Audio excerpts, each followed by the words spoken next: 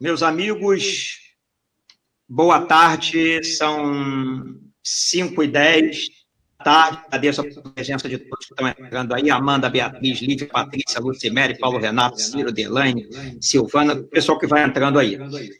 Quero agradecer muito a presença do professor doutor Pedro Lenza, que é um amigo nosso de muito tempo. A Estácio está fazendo 50 anos. Pedro já esteve em vários eventos presenciais nossos, imensos. Eu acho que o que ele mais gostou foi no Teatro Municipal. Teve aquela experiência lá com violino, etc. Você fez uma gravação maravilhosa. E nós estamos chegando ao 12º evento, Pedro. Você participa desde o segundo. Segundo. E tivemos uma live hoje de manhã com o Lênio Streck, é um companheiro aí na nossa área de direito constitucional. Ele diz que os maiores eventos que ele participou no Rio tinha 1.000, 1.500 pessoas. O nosso já bateu 3, 4 mil pessoas, graças a Deus. Agora a Estácio está fazendo 50 anos, a gente tinha programado um mega evento presencial, mas por conta da pandemia, infelizmente, a gente vai fazer esses 50 anos em via online, por enquanto, pelo menos. Eu quero agradecer os alunos presentes, quero dizer o seguinte: se tiver travar a internet, que a internet no Brasil é um problema gravíssimo, é só vocês atualizarem o site, e aí automaticamente vocês voltam.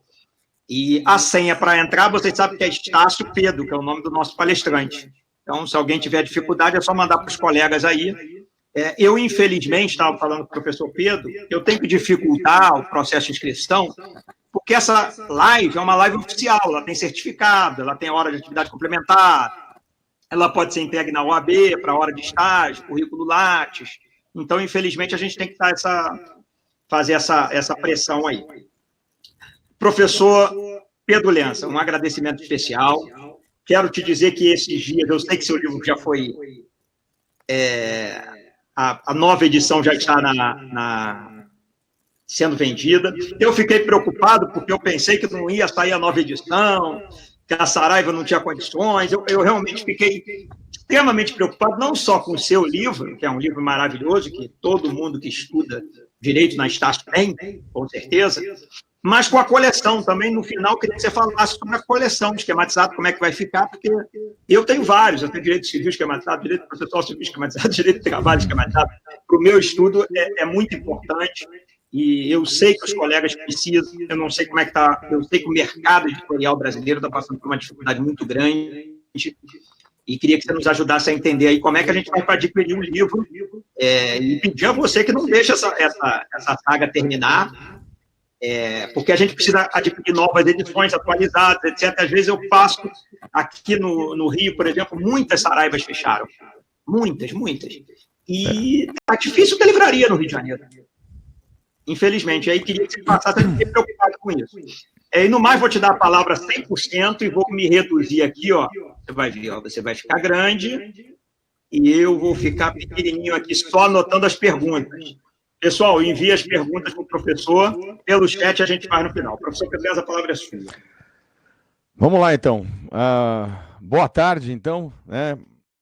Meu amigo Vitor Travancas, é uma grande alegria, uma grande honra estar mais uma vez. Eu não tinha essa informação, que são 12 eventos em que eu participo desde o segundo. Realmente participava com muito orgulho, com muita alegria.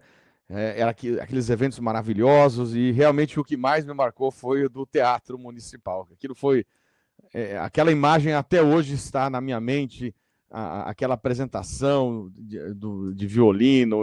Foi uma coisa... Me lembro que eu estava ao lado do professor William Douglas, que vai estar também aqui, um grande companheiro aí dos eventos, mas realmente aquele ficou para a história, viu, Vitor? Sempre sob seu comando aí.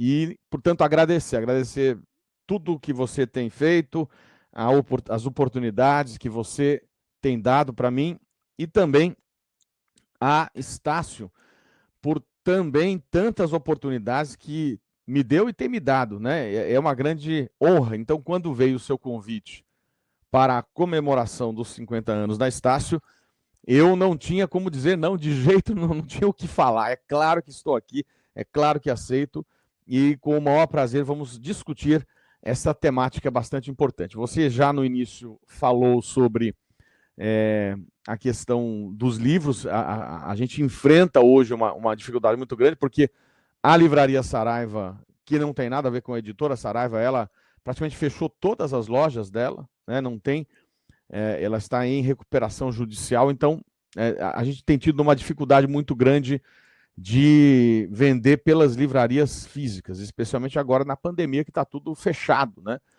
Então, o que eu recomendo para os meus amigos que tiverem interesse, e aí tá bem legal, tá um preço bem legal, comprar pelos canais digitais, que são basicamente, eu diria, comprar pela Amazon.com.br. A coleção inteira você encontra na amazon.com.br/Pedro Lenza.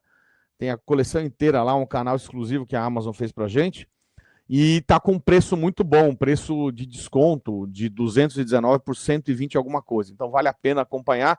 E também aquele que tiver interesse, o site da Magazine Luiza, Magalu, tem feito um parcelamento muito legal, parcelas bem pequenininhas, lá 10, 12 vezes, e o site do Submarino também, com parcelas que sem juros, está muito legal a parceria das livrarias online. Eu acho que agora a saída é essa. E eles estão entregando normalmente, então fiquem à vontade, vai ser uma grande honra, né, se tiverem interesse em estar com o que eu chamo de o diamante nas mãos. São 20 anos, né, o Vitor acompanha de tanta luta aí. Então, portanto, muito obrigado pela oportunidade, agradecer também a vice-reitora, a professora Cláudia Romano e todos os amigos que estão presentes aqui no chat. Já estou vendo o Gilmar, Cícero, Márcia, Cleide, Melissa, Wellington, a Alessandra, a Wilza, a Sandra, realmente um pessoal muito legal que já está conosco aqui. A Diolene, boa tarde, Diolene. O Wanderson, Ana Deise, boa tarde, Ana Deise. Muito legal. Meus amigos do chat, fiquem à vontade, que eu estou acompanhando o chat aqui também. Estou com o celular acompanhando o que vocês estão vendo, então estou me vendo no celular para ver se está tudo em ordem, viu, Vitor? Então o celular está funcionando, a câmera está funcionando, câmera 1, câmera 2, vem comigo, produção, não é? Então tá beleza isso aqui. Vamos lá, então. Vamos trazer o grande tema, né? O tema que a gente vai enfrentar hoje. Não tem como deixar de falar sobre a questão da pandemia. O primeiro ponto que eu coloco é que certamente eu posso afirmar com muita tranquilidade que ninguém, talvez o poeta, lá, o cantor, talvez tenha imaginado, mas ninguém, numa normalidade de expectativa, imaginou que pudéssemos um dia estar vivendo isso hoje. Então eu posso afirmar com muita tranquilidade que o Constituinte originário de 88 também não imaginou que pudéssemos viver o que estamos vivendo hoje. E por isso é que tem me preocupado muito essa corrida para a aprovação de atos normativos para tratar da questão da pandemia. A gente observa, só para ter um exemplo de hoje, foi editada uma medida provisória, dentro dessa lógica, de número 979, do dia 9 de junho de 2020. Essa medida provisória, ela dispõe sobre a designação de dirigentes pro tempore para as instituições federais de ensino durante o período da pandemia. Então, ela permite que o ministro de Estado possa designar o reitor e, quando for o caso, o vice-reitor, durante o período da pandemia, das universidades federais. Então, isso gerou uma polêmica muito grande, realmente é uma medida provisória, na minha visão, absurda, porque fere a autonomia das universidades, e que chegou ao ponto, eu estava vendo isso agora, na tarde de hoje, dia 12 de junho, o presidente do Senado ter feito o seguinte: eu devolvo a MP. Eu chamo uma coisa que eu nunca tinha visto na minha vida, porque o presidente editou a medida provisória, tem força de lei, ela começa a tramitação no parlamento, existe todo um procedimento. O Vitor aí estuda, eu sei que tem feito um trabalho muito grande na área do direito constitucional, tem proposto ação popular extremamente importante para a sociedade, e está na Constituição que, editada a MP pelo presidente da República, quando ele adota, ela tem força de lei na canetada, na publicação e a MP é encaminhada para que o parlamento aprecie. Agora, eu nunca tinha visto na minha vida o presidente do Senado ou do parlamento devolver. Olha, não, isso aqui não presta, estou devolvendo. Então, isso vai gerar uma polêmica tão grande, nós vamos acompanhar. O que, na minha visão, teria que ter sido feito seria, e por mais absurda que seja a MP, ela é um absurdo, essa fere a autonomia na minha visão. Mas o que deveria ter sido feito é o parlamento iniciar a tramitação, passar pelas comissões, CCJ dar o parecer e aí o parlamento, no mérito, rejeitar. E não devolver. Então, eu achei muito curioso isso. Então, por que eu estou falando isso? Porque no desespero de disciplinar a matéria, surgem coisas como essa MP. E um comportamento em reação do parlamento, na minha visão, muito perigoso. Né? Eu já estou imaginando o que vai acontecer nesse final de semana, ou hoje mesmo, porque foi um comportamento não esperado, fora da normalidade. Eu não estou protegendo a MP, e muito menos ainda protegendo o presidente da República. Aliás, eu quero tentar ser isento ao máximo. Essa é a grande dificuldade hoje, a polarização. Hoje, qualquer coisa que você fala, você tem que tomar muito cuidado. Então, eu tenho tentado, aqueles que me seguem aqui, a todo momento, ser muito técnico e a todo momento tentar não entrar em questão política. E eu não estou entrando, que fique claro isso, mas com o máximo respeito, essa MP ela é um grande absurdo constitucional, mas também o parlamento, na minha visão, errou quando devolveu. Devolveu, por mais absurda que ela seja. Então, a gente vai ter problema, com certeza, desse comportamento entre os poderes. Essa instabilidade não é boa. A gente já viu a instabilidade entre o Supremo e o Executivo, as ameaças, a interpretação que a gente pode falar ao final, bastante perigosa do uso das Forças Armadas como poder moderador, o artigo 142, com base numa análise do Executivo e também de grandes juristas como o professor Ives Gandra, mas sem dúvida a interpretação do 142 é um grande equívoco e perigosa quando propõe que as Forças Armadas funcionem como poder moderador. E é o que vai acontecer, poder executivo e poder legislativo, a partir de hoje, virou uma guerra com essa devolução da MP. Então, é bastante complicado tudo que a gente vem vivendo. E o volume normativo, o volume legislativo, ele é impressionante. Eu fiz um levantamento e, para facilitar aqueles que têm interesse, entra no site do Planalto, e no site do Planalto você tem acesso a um ícone chamado a legislação durante a pandemia, Covid, e lá são todas as leis que foram editadas nesse período. Então o volume é muito grande. Você tem lá, acho que já passamos de 300 atos normativos, muitas medidas provisórias, muitas portarias, número quase 200 portarias, número muito grande de portarias, regulamentando, então, resoluções, decretos, muitos decretos presidenciais regulamentando, recomendações, e uma lei ordinária bastante importante, talvez a mais importante para todo o estudo que venha a ser feito em relação a esta matéria, que é a lei ordinária, vou acompanhando aqui, número 13.979, de 6 de fevereiro de 2020. Esta é talvez a segurança em termos de ato normativo, em termos de estarmos dentro de um Estado de direito, porque há uma legislação que foi passada pelo parlamento para disciplinar o enfrentamento da pandemia. Então, essa talvez seja a lei de maior importância. Eu vou repetir o número dela, é a Lei 13.979, de 6 de fevereiro de 2020. E esta legislação, ela deve ser acompanhada junto com o reconhecimento do estado de calamidade pública, que se deu na forma do decreto legislativo número 6 de 2020. Então, você tem esse reconhecimento de calamidade pública. É o decreto legislativo número 6 de 2020. Por isso que, como o decreto legislativo ele estabeleceu que os efeitos deste reconhecimento se dão até 31 de dezembro de 2020, você observa vários atos que estão usando esta data como parâmetro, dia 31 de dezembro de 2020, que é o período de ocorrência do estado de calamidade pública.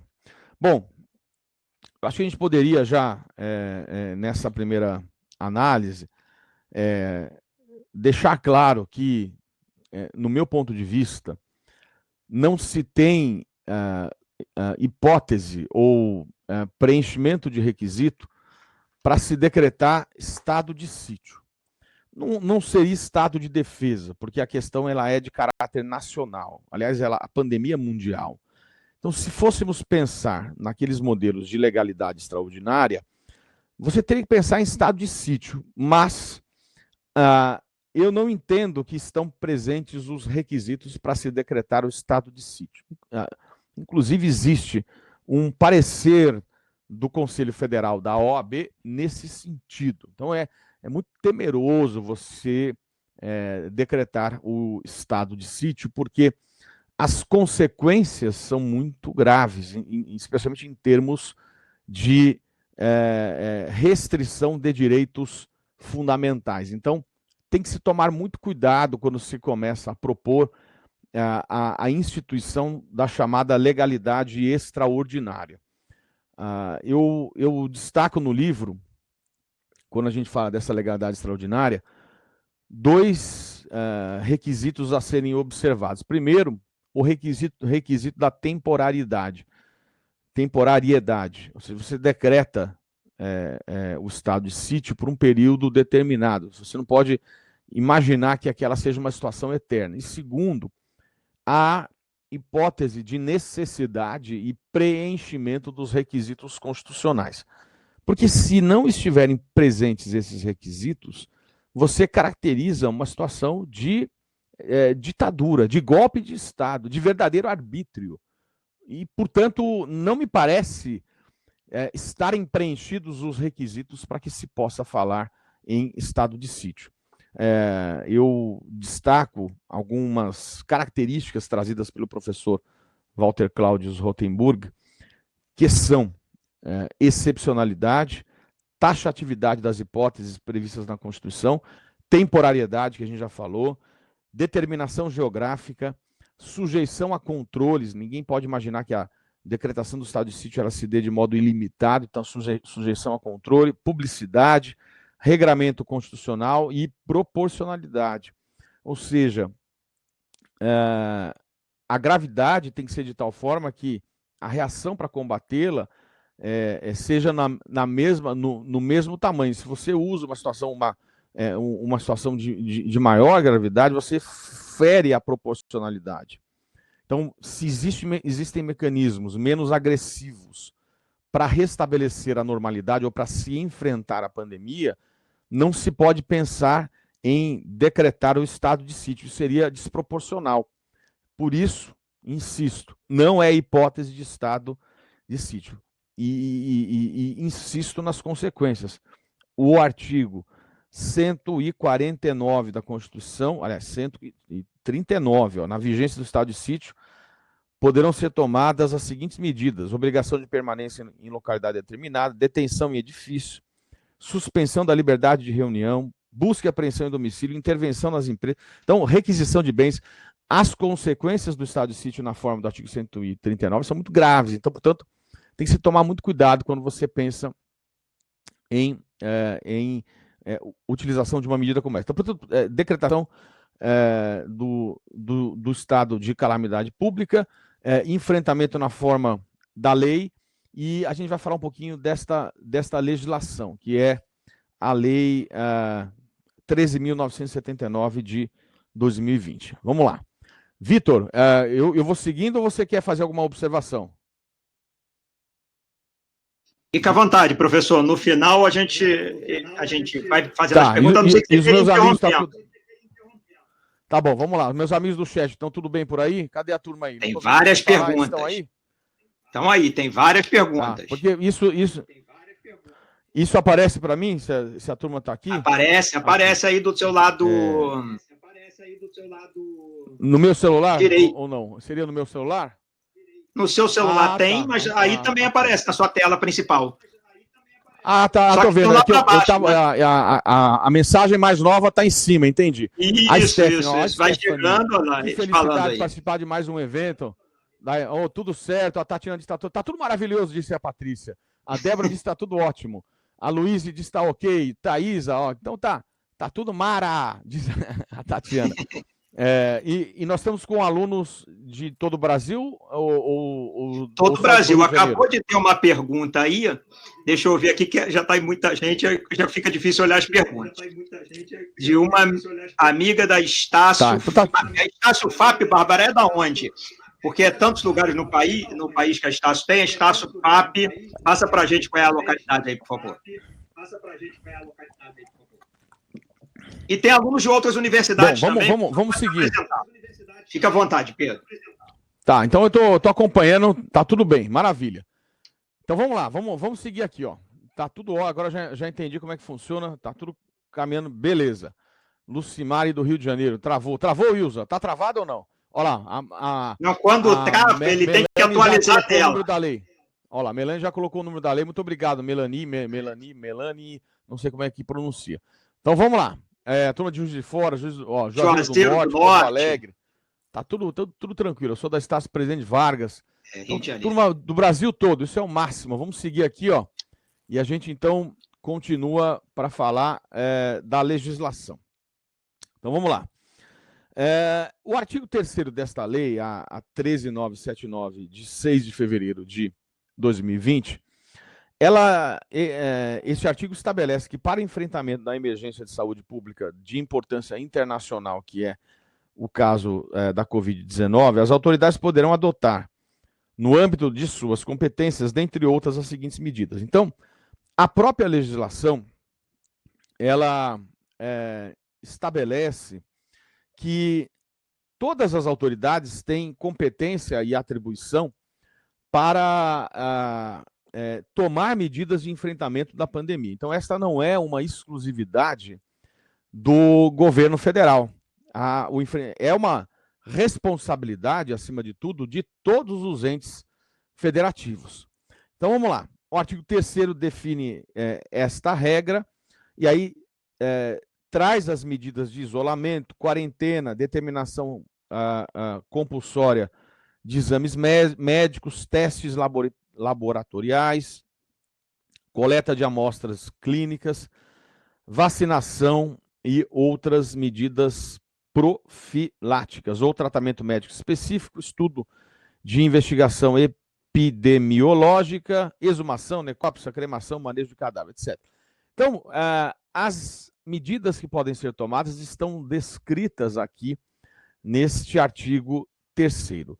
O que mais me parece de importante neste artigo 3º é o inciso 6 e o parágrafo 1º deste artigo 3º, que estabelece a necessidade de se observar as recomendações técnicas e estudos científicos, destacando-se aqui as recomendações da Anvisa e evidências científicas. Então, me parece que a legislação ela tomou um cuidado muito grande de que as orientações científicas, as evidências científicas, elas devam ser o norte ou a linha de orientação da tomada de decisão pelo agente público. Não dá para um determinado agente público tomar uma medida em oposição a uma evidência científica. Não dá para se definir uma política pública em contraposição, de acordo com a legislação, com a evidência científica. E esta questão foi colocada na Suprema Corte. Eu vou trazer para vocês aqui, e aqueles que puderem anotem, a medida provisória 966, do dia 13 de maio de 2020. Esta MP 966, de 13 de maio de 2020, ela dispõe sobre a responsabilidade de agentes públicos. Olha que coisa interessante. E estabelece que os agentes públicos somente poderão ser responsabilizados nas esferas civil e administrativa se agirem ou se omitirem com dolo ou com erro grosseiro. Então, veja, se, de acordo com a MP, os agentes públicos eles só podem ser responsabilizados se agirem com dolo ou com erro grosseiro, isso significa, se não houver dolo e não houver erro grosseiro, o agente público não responde. Mas o Supremo interpretou. O Supremo interpretou e teve que dizer o que é erro grosseiro. Esta decisão ela é extremamente importante. Porque a gente percebe, para se ter um exemplo, comportamentos diametralmente opostos. Você percebe, por exemplo, uma orientação do governo federal de não observância, na verdade, não vou dizer não observância, mas de pouco responsabilidade com o distanciamento social. Tanto é que o próprio presidente da República não dá o exemplo necessário de distanciamento social. Por outro lado, você observa o governador, por exemplo, do estado de São Paulo, e eu não quero falar de outros estados, não é o caso de falar agora do governador do estado do Rio de Janeiro, a gente sabe toda a confusão que está com, né, as coisas que estão, não é momento, então vou tentar tirar, eu estou falando de política pública aqui, e vou trazer o exemplo de São Paulo, para que a gente possa falar que a orientação de lá é no sentido de afastamento total, inclusive e aí gerou muita polêmica, o monitoramento de celular para saber se está havendo cumprimento de quarentena ou não. Então você vê posições diametralmente opostas e aí politicamente toda uma briga. O que não é nada bom. Não é momento de brigar agora. O país tinha que estar unido para enfrentamento da pandemia. Enquanto eles estão brigando, tem mais de 1.000 pessoas todo dia morrendo por conta da Covid-19. Então, eu critico veementemente esse comportamento de discussão política que a gente tem visto, infelizmente, no nosso país. Mas, de todo modo, o Supremo vem e interpreta. E, ao definir o que é erro grosseiro, ele estabelece duas teses extremamente importantes e de extrema repercussão que eu leio para vocês. Eu estou aqui me referindo ao julgamento da ADI. Cadê a ADI aqui? Vou pegar a ADI, o número da ADI. Cadê? Só queria trazer o número da ADI para vocês. Deixa eu ver se eu acho fácil aqui. Peraí. Se eu anotei aqui.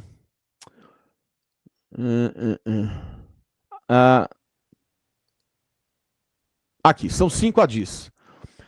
6, na verdade. 7 ADIs foram julgadas no dia 21 de maio. Medida cautelar nas ADIs 6421, 6422, 6424, 6425, 6427, 6428 e 6431. São as ADIs que discutiram a questão. Então, quais foram as teses firmadas pelo STF? 1. Configura erro grosseiro o ato administrativo que ensejar violação ao direito à vida, à saúde ou ao meio ambiente equilibrado ou impactos adversos à economia por inobservância de normas de critérios científicos e técnicos ou das principais ou dos princípios constitucionais da precaução e da prevenção. Portanto, é erro grosseiro se o comportamento, o ato administrativo não observar normas e critérios científicos e técnicos ou princípios constitucionais da precaução e da prevenção. E mais, o Supremo definiu isso por maioria de votos, com efeito vinculante. A autoridade a quem compete decidir deve exigir que as opiniões técnicas em que se baseará a sua decisão tratem expressamente, porque as decisões do administrador muitas vezes estão baseadas num parecer técnico. Na verdade, muitas vezes não, elas estão baseadas num parecer técnico. E aqui diz o texto, tratem das normas e critérios científicos e técnicos aplicáveis à matéria, tal como estabelecidos por organizações e entidades internacional e nacionalmente reconhecidas, e observância dos princípios constitucionais da precaução e da prevenção sob pena de tornarem corresponsáveis por eventuais violações a direito. Então, portanto, o próprio Supremo disse, se não estão sendo observadas os standards, normas e critérios científicos e técnicos, isso caracteriza erro grosseiro a responsabilizar o administrador público. Então, me parece que esta lógica que está na lei e que foi tentada a sua retirada desta observância pela medida provisória, agora, com a decisão do Supremo, isso não tem dúvida.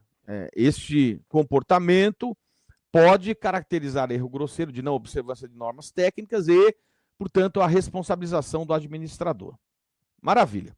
Então, colocado esse primeiro ponto da legislação, a gente agora caminha para falar um pouco das atribuições. Então, já que temos que enfrentar a pandemia, o que cada ente federativo vai poder fazer? Né? O que podemos, ou como podemos agir? Então, qual é a competência de cada ente federativo? Vamos lá, então. Já estou vendo aqui que o nosso chat ele é muito qualificado, hein, Vitor? A turma aqui é impressionante. Ó, a Alessandra já colocou as ADIs para ajudar. A Melanie já colocou o voto do relator. Mas que coisa interessante. Muito obrigado, viu, gente? Pedro, eu coloquei também uma pesquisinha para saber quem já adquiriu a nova edição do livro. Tá? Então, as pessoas podem ver aí que tem no final a gente vai saber quantos dos alunos que estão participando já conseguiram adquirir a nova edição e quem ainda não. Que é legal aí para a gente ter uma ideia. Boa, mas fiquem à vontade, hein, gente? Fazer pressão na turma aí, Vitor. Não, é porque eu quero saber, porque já vou adiantar de antemão, porque a associação vai realizar um sorteio aí do seu livro. Opa! Em breve. Então, aí eu quero saber, para saber quem já tem e quem já não tem a edição atualizada. Muito obrigado, gostei. E parece E o seu livro tem uma coisa importante, que é o seguinte, Pedro, que eu falo com todo o coração, não tem outro motivo para falar, porque eu tinha várias edições do livro desde o início. Só que a nossa Constituição ela é muito atualizada. Então, a pessoa que está estudando para concurso público, que é o caso dos nossos amigos, se houver uma atualização e a pessoa tiver ainda com a edição anterior, ela pode, infelizmente, acabar dando uma resposta que não corresponde mais ao que a banca quer, entendeu? Então, eu fico muito preocupado com isso. Eu agradeço, pô. Eu não sabia do sorteio aí.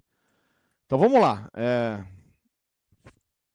Vamos deixa eu só seguir aqui. Então, vamos lá. Então, vamos definir um pouco, então, quais são as atribuições de cada um dos entes federativos. Deixa eu voltar aqui. Vamos lá. Bom, então, que assunto nós vamos ter que tratar para enfrentar a pandemia? Nós vamos ter que tratar de questão relacionada à saúde pública. Basicamente é isso que a gente tem que ter como parâmetro. E no artigo 23, inciso 2, ali estabelece ser competência de todos os entes federativos, portanto, União, Estados, Distrito Federal e municípios, tratar sobre ou cuidar da saúde. Então, o 23, como política governamental, definiu que todos os entes federativos têm que tratar da saúde.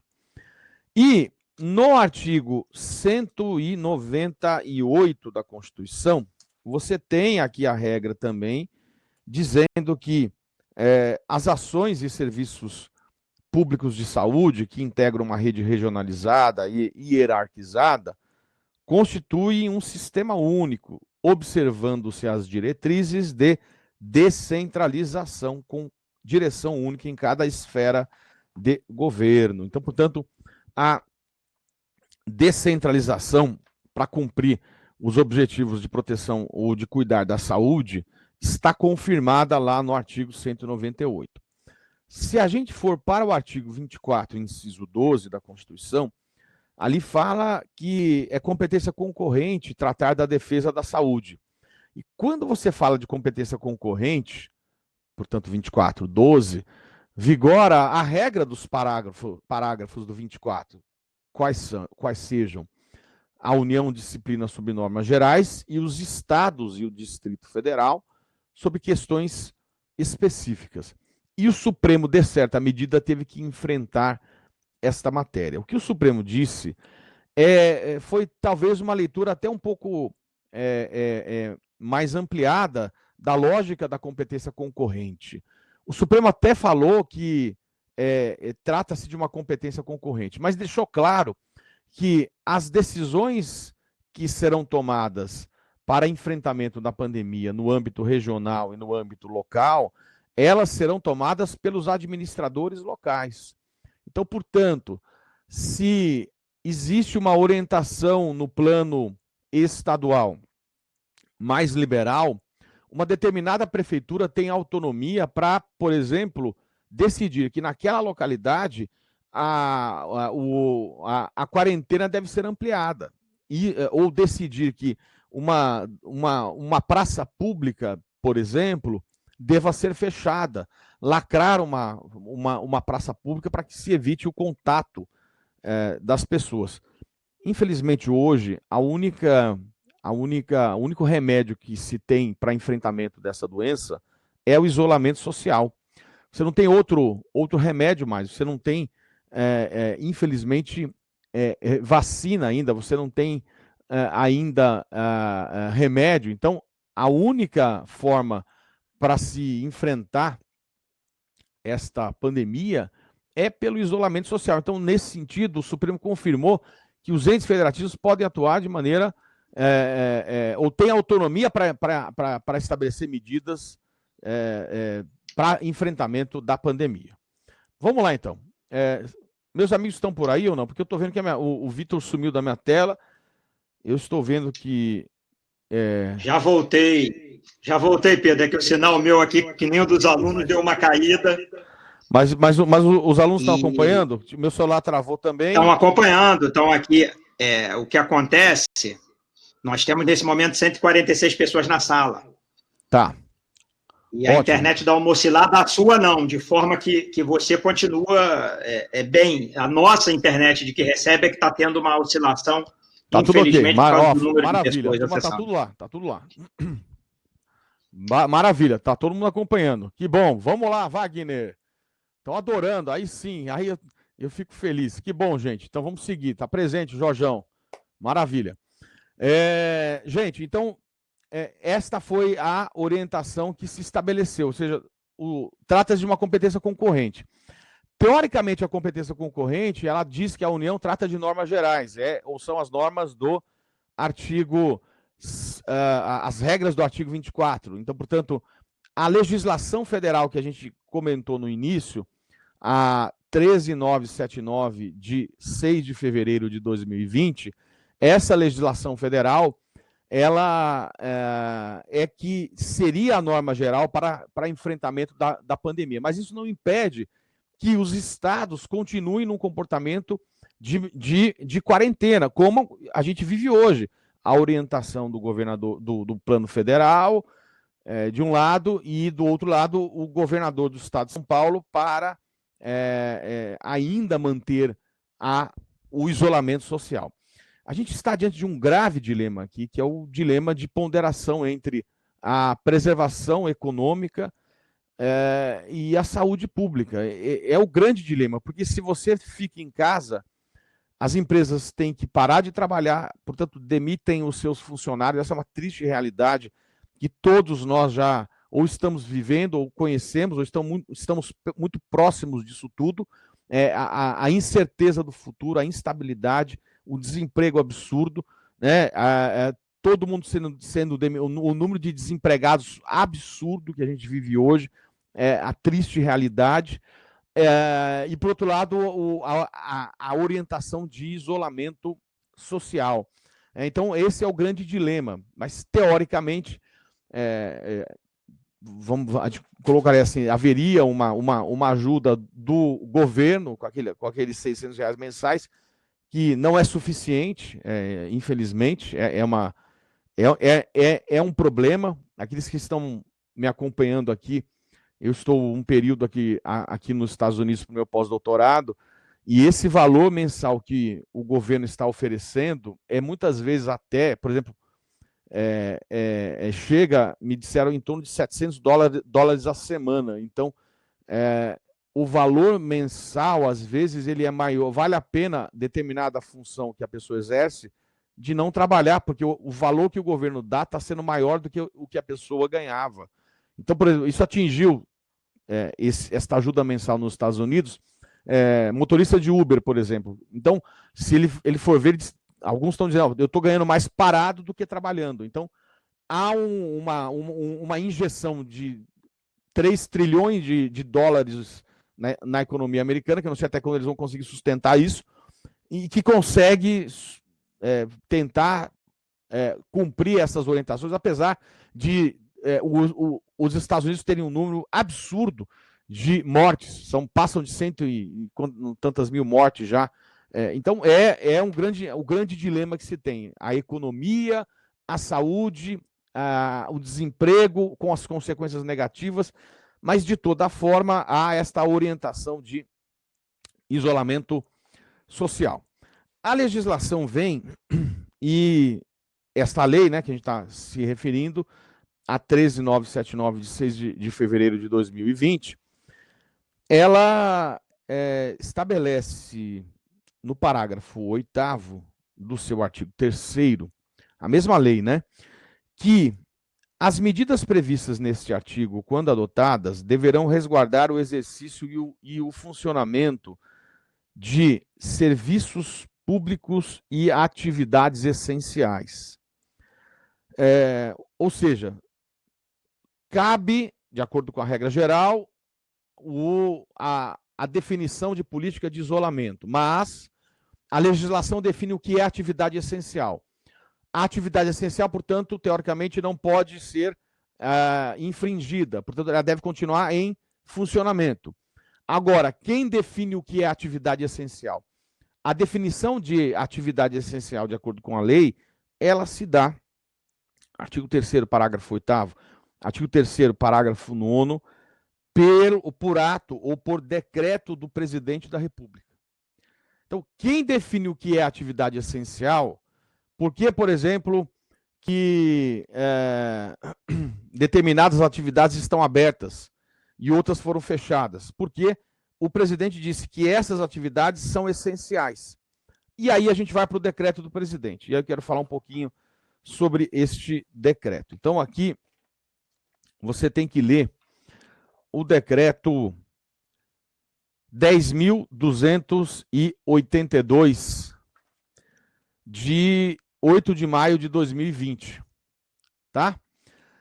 Decreto 10.282 de 20 de maio, de 20 de março de 2020. Este decreto, ele foi alterado algumas vezes por decretos seguintes que vieram ampliar o que são atividades essenciais. E o último decreto gerou muita crítica, porque definiu como atividade essencial, isso gerou muita discussão, salão de beleza e barbearia e academia de esportes. Veja, o decreto tem um monte de atividades que não há dúvida ou questionamento de que são atividades essenciais e que tem que continuar funcionando. Supermercado, por exemplo, não fechou o supermercado, restringiu alguma coisa, mas não fechou.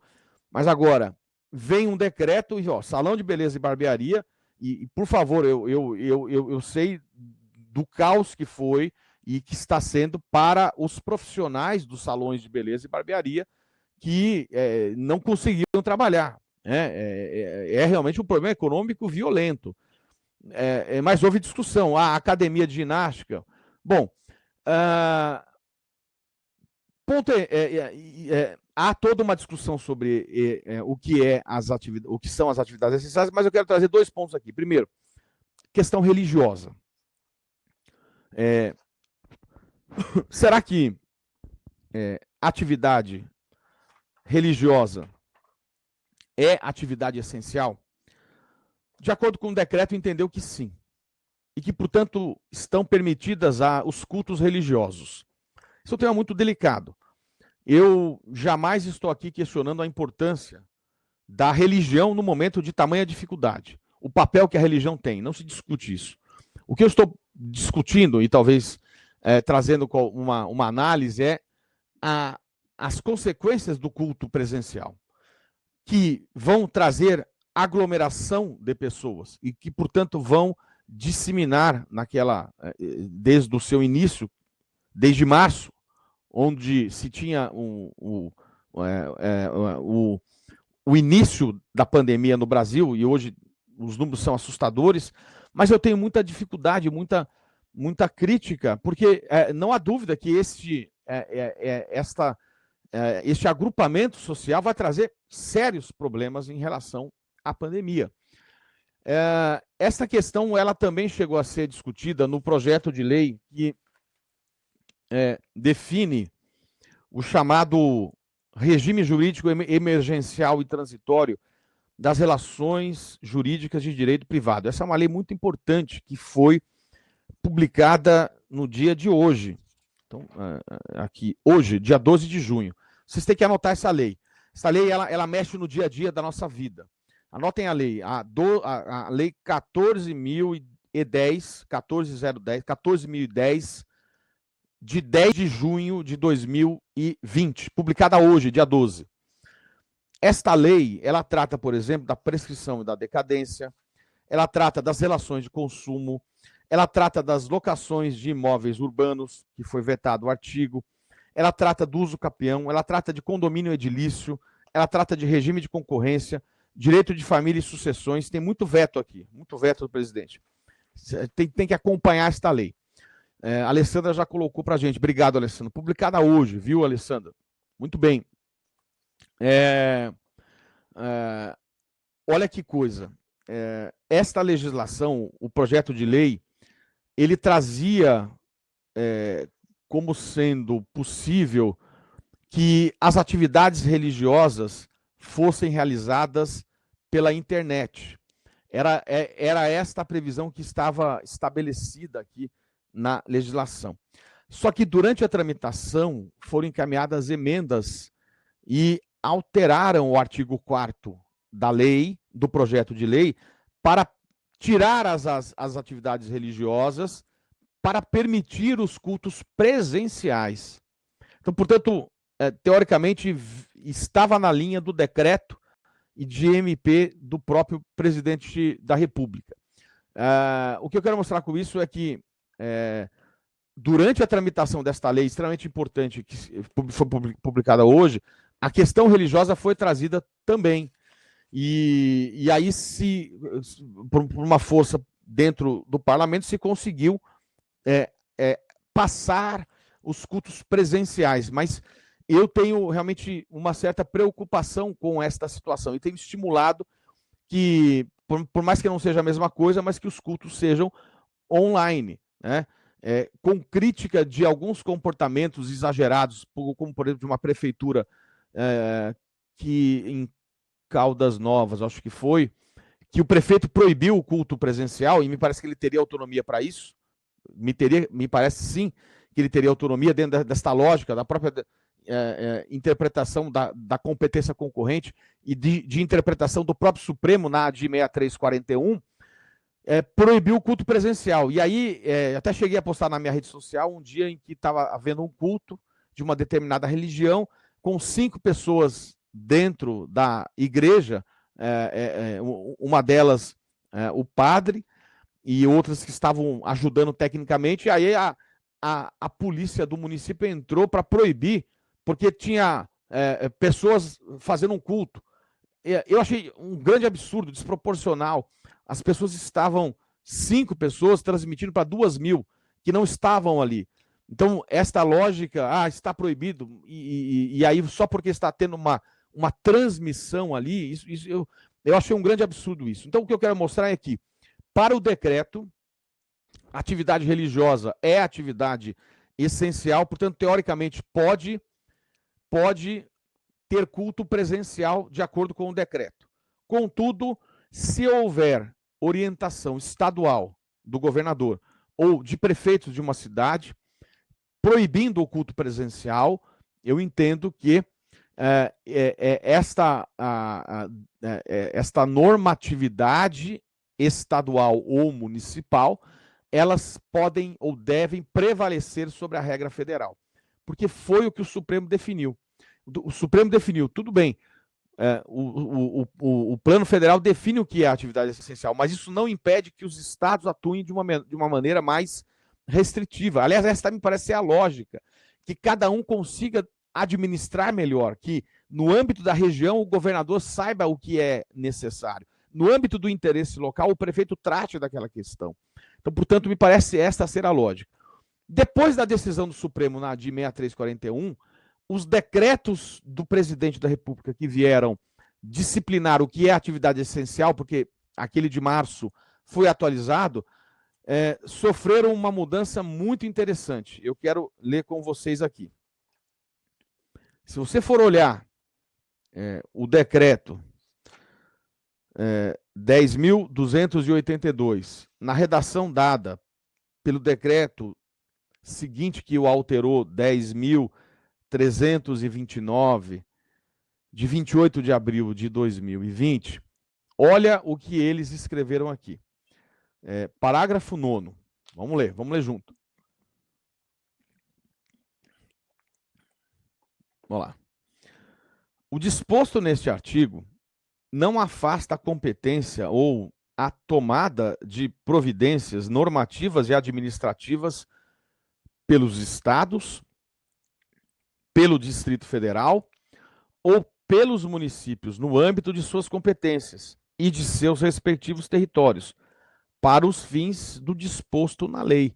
Então, veja, o que o presidente reconheceu no decreto que ele editou é que ele falou, isso aqui é atividade essencial, está liberada, mas isto não impede que os governadores e prefeitos definam em sentido diverso. Então, por exemplo, se agora a academia de ginástica está liberada pelo plano federal, isso não impede, infelizmente, aqueles que estão sentindo falta da academia de ginástica, que o governador de estado, ou mesmo o prefeito, proíbam que a academia de ginástica abra, porque eles também têm autonomia para cuidar da saúde. Perceberam? Olha que a Melanie copiou muito bem. Muito obrigado, minha amiga. Olha lá, tá no chat aí. Olha, vamos ler junto aqui. O disposto neste artigo, lê de novo. Não afasta a competência ou a tomada de providências normativas e administrativas pelos estados, pelo DF e pelos municípios no âmbito de suas competências. Olha que legal. Estão percebendo? Então, ou seja, se o presidente da República disse que academia de esporte é atividade essencial, e eu concordo que a saúde ela é fundamental, né? Isso não impede que o governador proíba a abertura de academia de ginástica naquele estado, ou o prefeito naquela cidade. Perceberam? A lógica é que o próprio presidente reconheceu, então me parece muito interessante esta orientação. Vamos lá. Vamos seguir. Como é que estão as coisas aí, gente? Vamos dar uma olhada no chat. A turma está presente aí, estão acompanhando, né? A Vanessa disse que, como cristã, acho que a fé não dispensa bom senso e a volta do culto presencial seria um erro no momento que estamos vivendo. Então, interessante, Vanessa, me dando a sua opinião aqui, né? O Paulo Renato, cultos religiosos ou qualquer outra aglomeração, no momento que está o país, onde o contágio só aumenta, é um absurdo, é um genocídio. Aliás, essa expressão genocídio foi usada pelo ministro Barroso quando votou a questão envolvendo a responsabilização das autoridades, dizendo que liberar geral caracteriza um genocídio. Então, eu não estou aqui criticando o uso da expressão, porque o próprio Supremo usou. É uma palavra forte, mas há consequências seríssimas se você libera a aglomeração social. Especialmente o que estamos passando hoje no Brasil, com um número cada vez maior, crescente, a curva crescendo ainda, passando de mais de 1.000 mortos por dia. Um número impressionante, e pela estimativa ainda está crescendo, a curva ainda está crescendo. Então, isto é muito delicado. Então, galera, vamos lá. A Alessandra colocou aqui, né, que o Paulo Renato disse que escutou do próprio Barroso. Eu voto do Barroso, né, Paulo Renato? Então, realmente foi lá que ele falou, naquela dica que a gente comentou hoje. Tudo bem. O Renê, como católico, defendo que a vida é bem maior. Missas nesse período somente virtual. Então, é isso aí, o Paulo Augusto. Estamos legalizando a morte das pessoas, infelizmente. Quando você permite essa aproximação social, há realmente não há dúvida. Não tem remédio. A única maneira de você poder liberar sem risco é quando tiver a vacina ou um remédio, que não tem ainda. Né? Então, não há dúvida que ainda as consequências serão seríssimas. Então, portanto, a única maneira é o comportamento, o isolamento social, o comportamento das pessoas de respeitar, de usar máscara quando sai em público. E aquele que pode, porque eu sei que a maioria não vai poder, porque tem que trabalhar, porque tá passando fome. Esse é o grande dilema, né? Mas quem puder ficar em casa, né? Mas agora, quando eu estou falando sair para aquele que tem que trabalhar, não sair para ir para um baile, aí é complicado, gente. Mas vamos lá, vamos seguir aqui. O chat muito legal, viu? Tá gostando da plataforma? A plataforma é maravilhosa. Pena que a próxima vez eu vou preparar slides, vou preparar um monte de coisa aqui. Porque a exibição de vídeo que é muito, muito interessante, porque fica bonito, né? Não, online, a qualidade é super legal. É sensacional. Eu vou querer conhecer mais dessa plataforma. Estava usando uma outra, mas gostei. Estácio sempre inovando, hein? Entra, Vancas. Tentando. Muito bem, gente. Então vamos seguir aqui, ó. Bom, o que eu queria agora falar com vocês um pouco dentro do nosso tempo aqui ainda, a gente comentou alguma coisa sobre o artigo 142 da Constituição. Porque tudo isso que a gente está acompanhando, eu trouxe o exemplo para vocês do caso de hoje, né? Do presidente do Senado que devolveu a medida provisória. Eu não tenho dúvida que, certamente hoje, vai haver um acirramento entre os poderes. Não há a menor dúvida. Né? Não há a menor dúvida que, eu não sei, eu vi a mensagem agora, mas vai pegar fogo hoje, a devolução da MP. E pensar que o uso das Forças Armadas tem este papel de poder moderador é muito arriscado. Então, a gente vai ver, acompanha o que eu estou dizendo, vai pegar fogo isso. Né? Eu não sei como é que já estão as repercussões, mas o negócio vai explodir.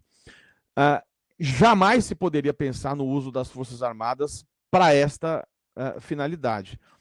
As Forças Armadas, elas estão previstas no artigo 142, e ali há uma regra muito clara. Deixa eu até abrir aqui para pegar o número da lei.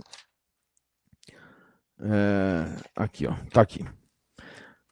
142, deixa eu só deixar claro isso, né? Porque o negócio vai pegar fogo hoje, meus amigos. As Forças Armadas, constituídas pela Marinha, pelo Exército e pela Aeronáutica, são instituições nacionais permanentes e regulares, organizadas com base na hierarquia e na disciplina, sob a autoridade suprema do Presidente da República e destinam-se. Qual o papel das Forças Armadas? Diz a Constituição no 142. A defesa da pátria, a garantia dos poderes e, por iniciativa de qualquer destes, da lei e da ordem. Então, quando a Constituição falou que a essência das Forças Armadas é cuidar da defesa da pátria e garantia dos poderes constitucionais, e em nenhum momento colocou as Forças Armadas como um poder moderador para resolver conflito entre poderes. A única época que tivemos um poder moderador no Brasil foi durante o Império. Desde a proclamação da República, existe um mecanismo de separação de poderes, de checks and balances, de freios e contrapesos, em que a eventual crise que possa surgir, de acordo com o modelo de revisão judicial e de atuação para solucionar conflito, foi escolhido pela Constituição o papel da Suprema Corte. Sei que muitos estão discutindo, mas quem controla a Suprema Corte? Há muito debate sobre esta questão, especialmente quando você tem ministros que não foram eleitos, ministros que não têm legitimidade democrática, que vão invalidar uma lei, mas este é o modelo importado do modelo americano desde a proclamação da República, e, portanto, não há que se imaginar uso de forças armadas para cuidar de segurança pública. O ministro Barroso, até postei lá no meu Instagram, aliás, quem não está me seguindo, me segue lá no @PedroLenza. Tenho postado muita coisa no Instagram. Mas está aqui, ó, decisão do ministro Barroso do dia 10 de junho. Hoje é dia 12. Eu postei há 2 dias atrás. O ministro Barroso negou seguimento a mandado de injunção em que um advogado pedia a regulamentação do artigo 142 para estabelecer os limites de atuação das Forças Armadas em situação de democracia. Segundo Barroso, o disposto constitucional é norma de eficácia plena e não há dúvida sobre a posição das Forças Armadas na ordem constitucional. Para ele, interpretações que liguem as Forças Armadas à quebra da institucionalidade, à interferência política e ao golpismo chegam a ser ofensivas.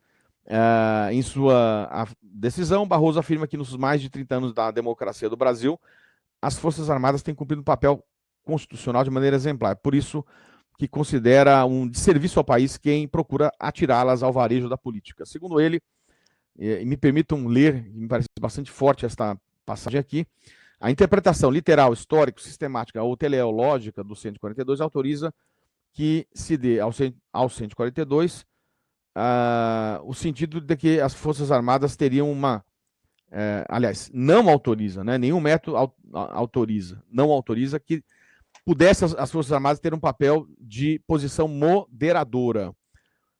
A menos que se pretenda postular uma interpretação retrospectiva da Constituição à luz da Constituição do Império, retroceder mais de 200 anos na história nacional e rejeitar a transição democrática, não há que se falar em poder moderador das Forças Armadas.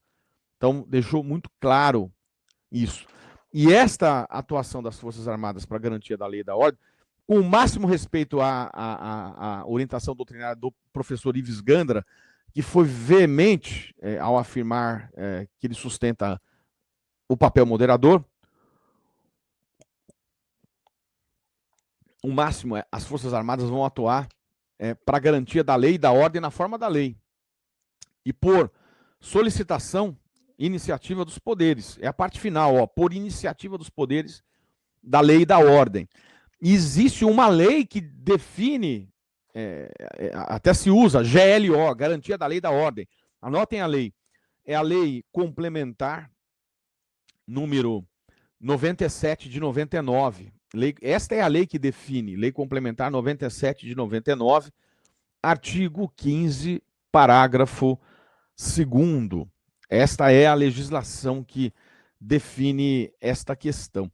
E ali, em nenhum momento, você tem esta função na lei de poder moderador. Então, vocês que estão no Rio de Janeiro já tiveram a experiência do uso das Forças Armadas para a garantia da lei e da ordem. Não é papel das Forças Armadas cuidar de segurança pública. Cuidar de segurança pública é papel das forças de segurança pública, da polícia. Mas dependendo da situação, uma situação onde não se tem mais como, pode, na forma da lei, da GLO, estabelecer um procedimento de atuação do Exército para ajudar na questão de segurança pública. Mas é excepcionalidade. Mas jamais papel moderador. Então, portanto, vai pegar fogo hoje, esse final de semana, e que não se cogite usar as Forças Armadas para calar o parlamento ou a própria Suprema Corte. O que mais se pede hoje, ou não se admite, melhor dizendo, é que haja um acirramento e conflito entre os poderes. Enquanto você tem visto essa briga política, e a gente já viu com o Supremo, com o ministro Celso de Mello, você tem mais de 1.000 pessoas morrendo todo dia e não tem enfrentamento da pandemia. Você tem um ministro da Saúde que está ali colocado, né? Ainda não há um ministro definitivo para definir a política da questão de enfrentamento da pandemia. Então, é uma situação bastante complicada que a gente vive hoje, né? E para encerrar mais um tema muito polêmico, né? Eu tenho visto aqui, a turma está aqui, ó, já estão citando, ó, o Guilherme. O Guilherme já colocou no chat o artigo do professor Ives Gandra. Eu acho que a gente tem que ler, e eu tomei cuidado de ler os argumentos do professor, muito respeitado, o professor Ives Gandra, tem um papel muito importante para a nossa doutrina. Mas não concordo, acho muito, muito equivocado aquela interpretação. Então, mas leiam, o Guilherme colocou o artigo do Conjuro aqui, estão vendo? Bom, vamos lá. O último ponto, porque o nosso tempo está avançando aqui, né, Vitor? Que eu queria falar um pouco, é a questão envolvendo o inquérito das fake news. Esse é outro ponto muito, muito, muito interessante. Primeiro ponto sobre isso, quando a gente fala em manifestação de pensamento, em manifestação na internet, a gente está falando em liberdade de expressão. E não há dúvida que o direito fundamental da liberdade de expressão, ele tem uma posição de preferência no nosso ordenamento. Isso já é uma lógica reconhecida pela doutrina, pela Suprema Corte. Há uma posição de preferência em relação à liberdade de expressão, especialmente diante da nossa história, do período ditatorial que vivemos. O texto de 88 deu uma posição de preferência para a liberdade de expressão. Mas isso, contudo, não significa que a liberdade de expressão ela é absoluta. O direito brasileiro e a própria jurisprudência entendeu que não se admite, por exemplo, o chamado discurso do ódio, ou o denominado hate speech, que nos Estados Unidos tem uma flexibilização muito maior. No Brasil não se admite o discurso do ódio, e o precedente muito importante que a gente cita é o habeas corpus, anotem aí, 82.424, que reconheceu como crime de racismo a manifestação de um autor e editor de um livro que, fazendo apologia de ideias preconceituosas e discriminatórias contra a comunidade judaica, chegou a resgatar, na verdade, modificar fatos históricos, como sustentando a inexistência do Holocausto, ou tentando desqualificá-lo. E este comportamento discriminatório, segundo o Supremo, na manifestação de expressão, que pode ser falada ou mesmo escrita no livro, caracterizou-se como racismo. Então, hoje não há dúvida. E quando você fala em liberdade de expressão, não há dúvida que a sua manifestação tem um limite e que pode caracterizar crime. Agora, o que estamos discutindo hoje na Suprema Corte é se está correto o que foi feito ali. E eu vou explicar o que aconteceu. Eu estou em mãos aqui, ó, com a portaria GP, que é uma portaria conjunta, número 69, de 14 de março de 2019. 2019, portanto, um ano passado, um ano atrás. O que essa portaria fez? Ela, de acordo com o regimento interno, resolveu instaurar um inquérito para apuração de fatos e infrações correspondentes em toda a sua dimensão. É um inquérito das fake news, assim conhecido. Então, o fundamento para que se abrisse o inquérito no Supremo foi uma portaria do Supremo, que teve por fundamento normativo um artigo do regimento interno do Supremo, e designou um ministro para conduzir o inquérito, o ministro Alexandre de Moraes. Então, meus amigos, com o máximo respeito, eu entendo que o fundamento para este procedimento, que é um artigo do regimento interno, ele viola a Constituição.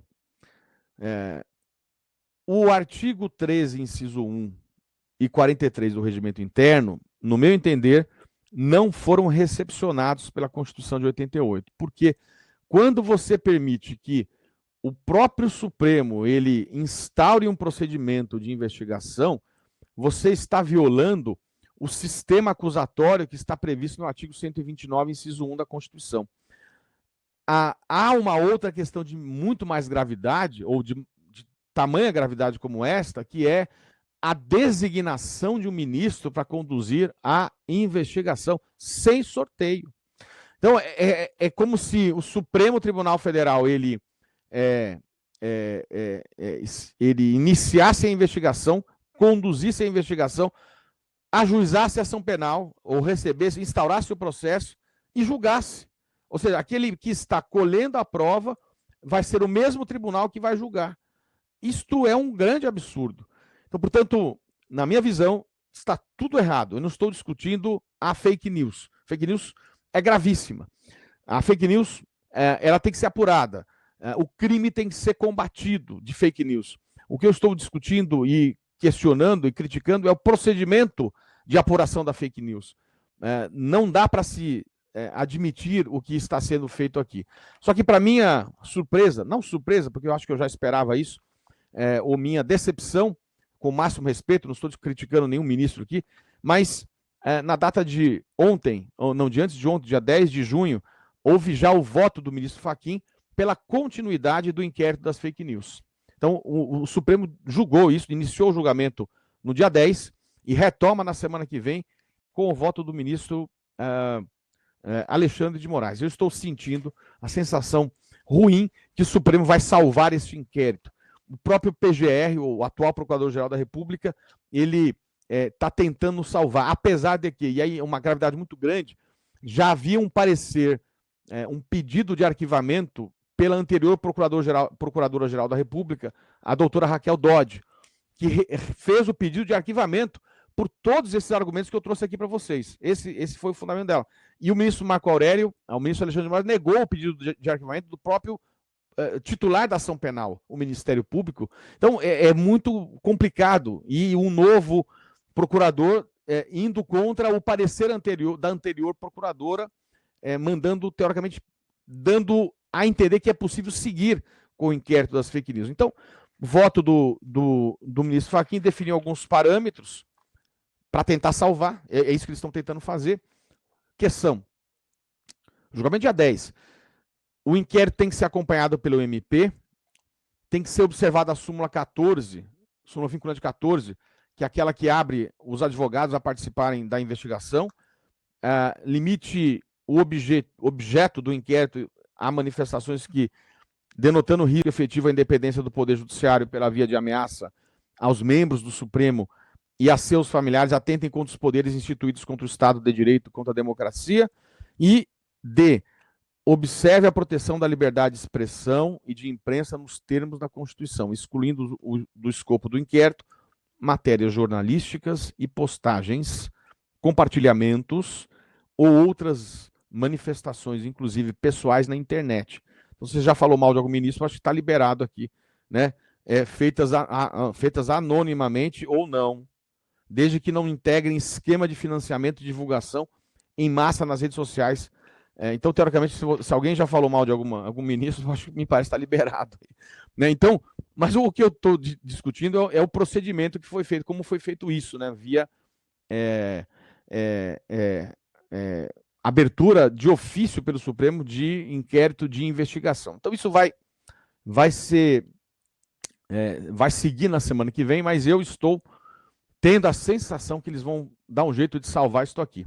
Né? Vamos ver o que vai acontecer. Bom, os meus amigos, nós estamos já com 5 minutos para encerrar aqui. Eu estou vendo que a turma está presente, olha lá. Tá todo mundo. Quem deveria julgar, na minha visão, é um juiz de primeira instância, essa investigação. Há um problema também de prerrogativa de foro. O próprio Supremo limitou o conceito de prerrogativa de foro na ação penal ao definir que no tocante a parlamentares, e há agora alguma questão envolvendo o parlamentar, tenham praticado em razão do ofício e durante o mandato. Então você tem a própria restrição da prerrogativa de foro pelo próprio Supremo. Então vamos ver o que vai acontecer. Para tentar, Vitor, deixar talvez uma palavra final aí para os meus amigos, eu queria, acima de tudo, agradecer, né, vocês aí pela oportunidade. Estou sempre à disposição. Me sigam lá no Instagram, tenho postado algumas coisas, no youtube.com/Pedro Lenza. Agora estou usando também o Telegram, no canal do Telegram, Pedro Lenza. Agradecer a divulgação. Acabei de ver que o livro na Amazon está com preço de 219 por 129 e na Magalu está em aqui, 8 parcelas de R$16 sem juros. Então tá lá 8 de 16 sem juros. Então, achei que tá legal o preço. Dá para a gente parcelar, né? E é um trabalho de uma vida. São 20 anos que a gente tem se dedicado, acima de tudo, com uma missão que eu acredito, né? E sempre que estive na Estácio, eu tive essa sensação, que por meio do estudo, por meio da educação, nós conseguimos transformar a vida das pessoas. Não é, Vitor? A gente consegue, por meio de tudo isso, né? Por isso todo esse nosso envolvimento, conseguir ajudar as pessoas a mudar de vida. Então, é isso que eu deixo essa mensagem para que vocês não desanimem, não desistam jamais. Claro que sabemos da dificuldade que todos nós estamos passando.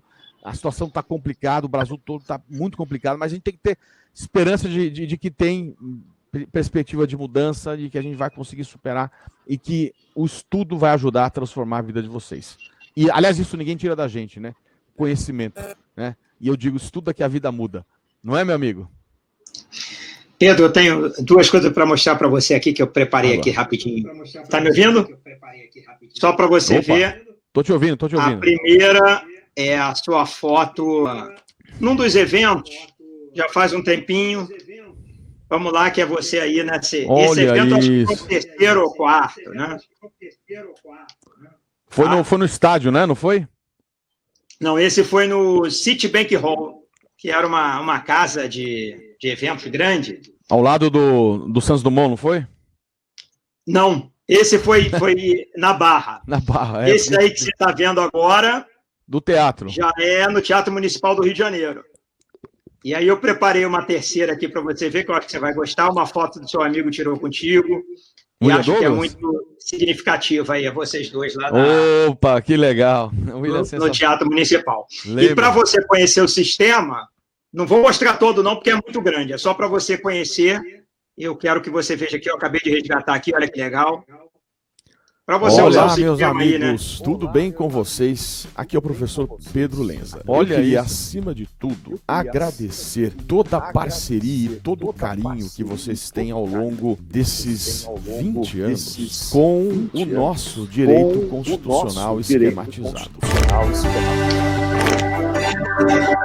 O projeto nasceu no ano de 2000. Era o grande sonho da minha vida. Viu? Caramba, que legal, viu? É legal para você usar aí na sua plataforma, eu acho que é super bacana. Pedro, eu quero te agradecer imensamente, eu sei que seu tempo está tomado. Acho que você agora no final, professor Najib Slaib Filho, acompanhou você nessa questão também das Forças Armadas, o professor Lênio também tem a mesma posição, então eu acho que o assunto aí está...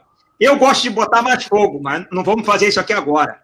Eu acho que o momento é bom para o país, porque quando tudo isso passar, eu digo quando passar talvez 5, 10 anos, vai reduzir a judicialização da política, esse impeachment agora contra o governador aqui tem um ponto bom, porque ele veio da carreira judiciária para a carreira política, eu acho que cada um tem que ter uma escolha.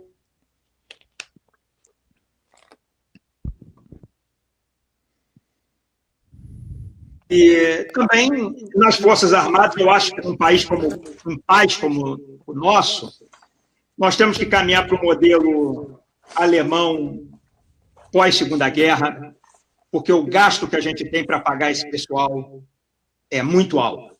É muito alto. A gente fala de 12 ministros supremos, generais, coronéis, major, isso aí é um salário imenso. O cara chega com 30, 40 anos, está aposentado, e a gente paga isso para o resto da vida. Eles pagam mesmo com o financiamento deles. Mas isso aí tem que ser revisto no final. Eu acho que tudo isso vem para a próxima geração, isso está resolvido. Por enquanto, é esse aprendizado que a gente tem que ter mesmo. O presidente Bolsonaro também não mentiu para ninguém, ele tinha essa ideia desde o início, desde a vida dele toda parlamentar.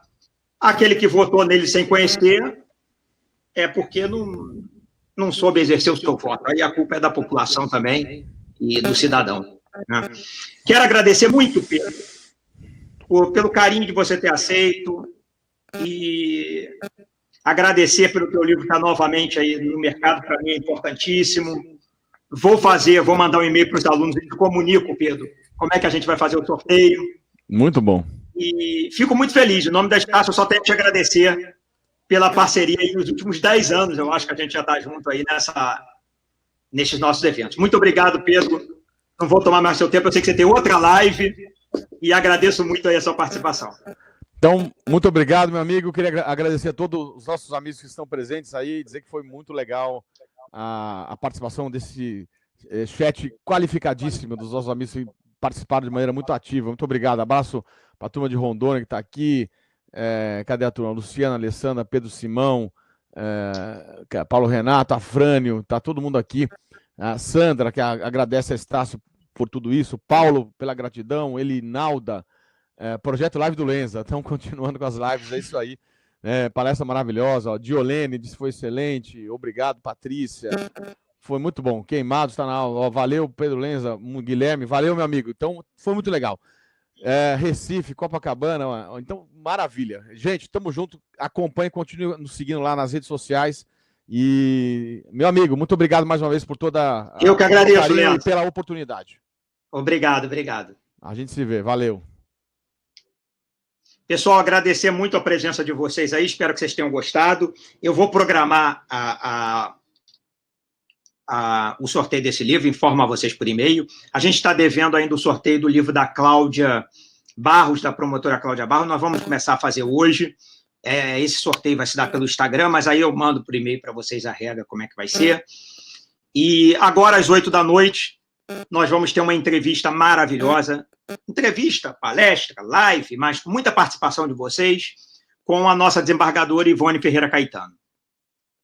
Uma mulher que a gente conheceu no nosso primeiro evento da Estácio, a gente está no 12º, era juíza da Infância e Juventude, negra, foi a primeira juíza negra do estado do Rio de Janeiro, depois a primeira desembargadora negra, uma história como advogada, como juíza, como desembargadora, agora volta a ser advogada de novo, está na luta aí em casa, na pandemia, continua sendo diretora da Igualdade Racial da OAB, e vem bater um papo com a gente, vai trazer seu esposo, ela fez 50 anos agora de casada, porque ela conheceu o marido exatamente nessa época de faculdade, e é um casal maravilhoso, tem um filho maravilhoso, o Márcio, que é advogado também. Então, aqueles que puderem participar, a gente conta com a presença, é uma colega nossa, ex-aluna, e que só tem a nos ajudar nesse caminho maravilhoso aí que a gente tem no direito, né? E eu estou preparando uma live para vocês também, depois que todos se manifestarem em termos de aluno, para esse domingo, eu vou mandar um e-mail para vocês, e eu vou tratar do tema do impeachment. Mas não do impeachment do Bolsonaro ou do Witzel, do aspecto processual, como é que funciona o processo de impeachment no Brasil. Eu não quero tratar dos crimes cometidos por um ou por outro. É só para a gente entender como é que é o processo, né? A gente, como advogado também, como jurista, nós temos que ter imparciais, né? Nós não podemos agora tomar lado, até porque não fomos contratados por ninguém. Não fomos contratados por ninguém. O advogado só se posiciona quando o cliente se posiciona, porque aí ele está do lado do cliente. Então, nós temos que estudar o tema, nos debruçar, e eu quero tratar, eu fiz o meu mestrado em impeachment, comparando com o sistema de impeachment em outros países latino-americanos, aí, Argentina, Paraguai, Uruguai, e vou tratar com vocês aqui sobre o impeachment. Eu lido muito com esse tema no meu dia a dia, sabe? Participei aqui do trabalho da Câmara do impeachment do Crivella, em termos de consultoria, e agora eu queria falar com vocês como é que vai ser o impeachment do governador aqui processualmente, e como é que seria o impeachment do presidente Bolsonaro processualmente. Qual é o direito de defesa, qual é o direito de ataque, como é que funciona hoje pela nova legislação. Lembrando que o impeachment, já dizendo para vocês, foi criado na Inglaterra. E na Inglaterra é considerado, só para vocês terem uma ideia maravilhosa sobre isso, um sistema obsoleto, um sistema ultrapassado, um sistema que na Inglaterra o parlamento oficialmente considera que é uma coisa do tempo arcaico. Tá? Então, completamente fora de moda, completamente fora de cogitação acontecer novamente na Inglaterra. Então, para vocês adotarem, é um sistema que nos causa trauma. Né? Nós temos que aprender a votar. E não ficar trocando de presidente, toda hora troca de presidente, toda hora troca de governador, toda hora troca de prefeito, uma confusão que ninguém aguenta mais. Né? E aí eu vou conversar com vocês sobre isso no domingo. Um forte abraço, gente, estão me pedindo o meu e-mail aí, eu vou mandar, mas podem mandar pelo Fale Conosco, acaba chegando até mim também, tá? Um abraço, gente, fiquem com Deus, bom descanso e nos vemos às 8 horas da noite com a desembargadora Ivone. Tchau, tchau.